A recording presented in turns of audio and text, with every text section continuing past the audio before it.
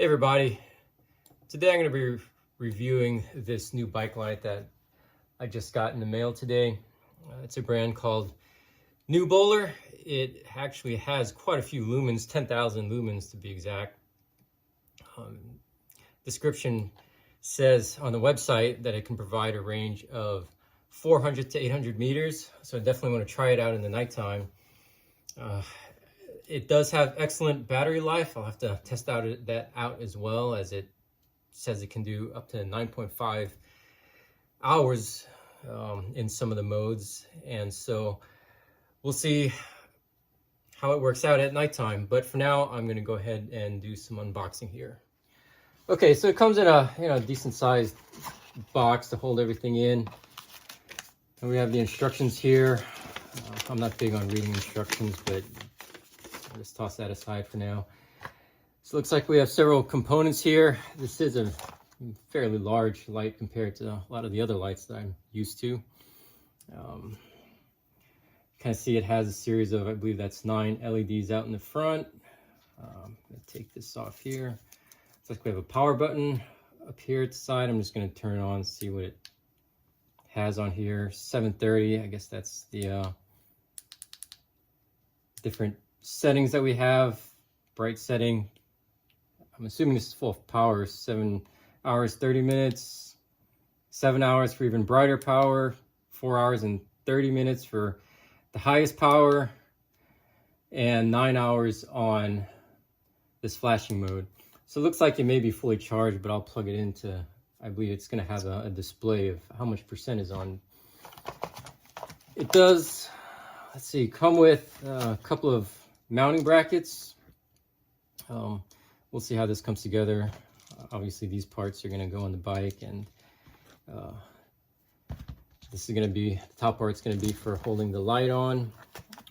We do have the cords that go with it. Looks like it's a typical USB to a USB-C. And so I'll go ahead and plug that in a bit. We have other components. It looks like there's additional, these go on the bars in case you need a different radius and this doesn't fit on here. Looks like these are additional shims that you could put in place. And it also has additional flexible shims. So quite a few items on here that it comes with. Looks like it does have an adapter, so you can go USB-C to USB-C. Just plug this in right here. So we can go USB-C to USB-C. And has a couple of Allen wrench with a couple of mounting bolts. And so I'm going to plug it in first, see how it looks on the display here, and then I'll try to give it a quick install.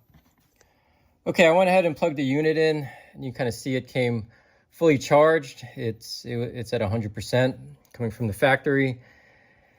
When it's plugged in, I guess there's no other display when it's plugged in. It just only shows the power levels. One of the items I read on here is that this USB-C is not only a input to charge this, but it's also an output so that you can use this as a power bank and charge your phone or any other USB-C device while you're biking. So that's pretty neat, and just in case your cell phone is dying and you need, on your longer rides, need some charge. I'm going to see if there's any more settings when I flip this button. I don't see any other settings. And when I hold it down, same thing, just goes through the various modes of lighting. So I'm going to go ahead and install it, and we'll see how it looks. And I'll probably go around for a quick bike ride. Okay, for installation, I'm just going to temporarily put on my mountain bike for now. One of the things that I did want to point out is, we did mention that we had 2 of these brackets earlier that are going to clip onto the handlebar. And the way that this faces up is there's this fitting here, which is going to be inserted into a slot on the bottom side of the unit. And so when you put this in here, just slides in and you should be able to hold it in place. And so we'll have one on each side, and we're going to mount it on here. And so I'll go ahead and do that real quick. So I got one of these brackets on. It's kind of hard to see the bike is black and these fittings are black, but this is really just going to wrap onto here, clamp it down, and then we have this screw here to hold it in place. One of the things I did have to do was I had to use one of the smaller shims because the size of the handlebar where I'm attaching it, it is rather thick, and so the larger fitting didn't work. And so I'm going to go ahead and install this, and then I will come back on once this is installed. Okay, I do have both of these items. One of the neat things that I didn't have to do is pull out any extra tools. It just all comes together without anything that I need at home. And so I'm gonna go ahead and slide this unit onto the fittings, and we'll see how it looks. So there it is, it mounted on properly. Got the lights here, so it is pretty bright. Now I'm gonna go ahead and go outside. It's dark outside. Turn it on, you can see how far it shoots out, and I'll go ahead and take it for a ride and let you know my opinions. Okay, so here we are, we're outside. It's pretty dark. I'm going to turn the light on so you can kind of see how bright it is. So it is pretty bright.